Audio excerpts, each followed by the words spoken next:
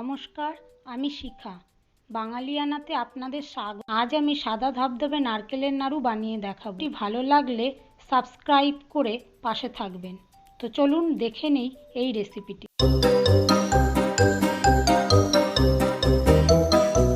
সাদা নারকেলের নাড়ু বানাতে আমাদের লাগছে 1 বাটি কোরানো নারকেল ও ছোট 1 বাটির থেকে অল্প কম চিনি।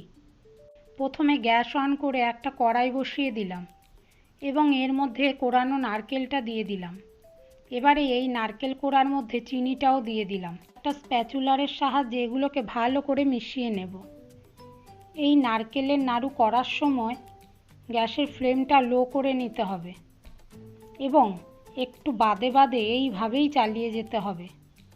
এই নারকেলের নাড়ু করার জন্য যখন নারকেলটি কোড়াবেন তখন লক্ষ্য রাখতে হবে কখনোই নারকেলের একদম নিচের অংশটা নেব না, কারণ অনেক সময় নারকেলের কালো অংশ এই নারকেল কোড়ার মধ্যে পড়ে গেলে তাহলে নারকেল নাড়ুর রঙটাও একটু কালচে হয়ে যাবে।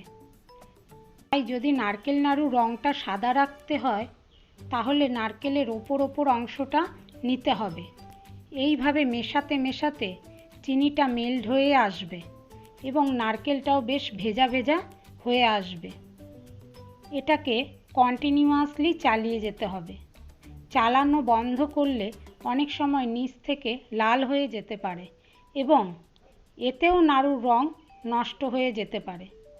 তাই এটাকে ক্রমাগত চালিয়ে যেতে হবে। এইভাবে চালাতে চালাতে একটা সময় দেখবেন চিনির জলটা অনেকটাই টেনে এসেছে। তারপরেও আমাদের চালিয়ে যেতে হবে। এবারে স্প্যাচুলারের সাহায্যে মেশাতে মেশাতে যখন দেখব নারকেল কোড়ার মিক্সটি চালাতে গেলে একটু দলা পাকিয়ে আসবে, এই যে দেখুন ঠিক এই রকম অবস্থায়, তখন গ্যাস বন্ধ করে দিতে হবে। এই অবস্থায় অন্য একটি পাত্রে নামিয়ে নিতে হবে।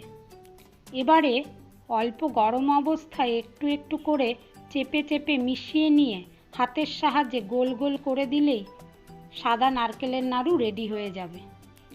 তবে মনে রাখবেন কখনোই একদম ঠান্ডা করে গোল গোল করতে যাবেন না, তাহলে অনেক সময় এটি ঝুরঝুরে হয়ে যাবে এবং গোল করা যাবে না।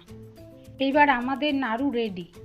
এই সুস্বাদু নাড়ু বাড়িতে বানান ও আপনাদের কেমন এক্সপেরিয়েন্স কমেন্টে জানান।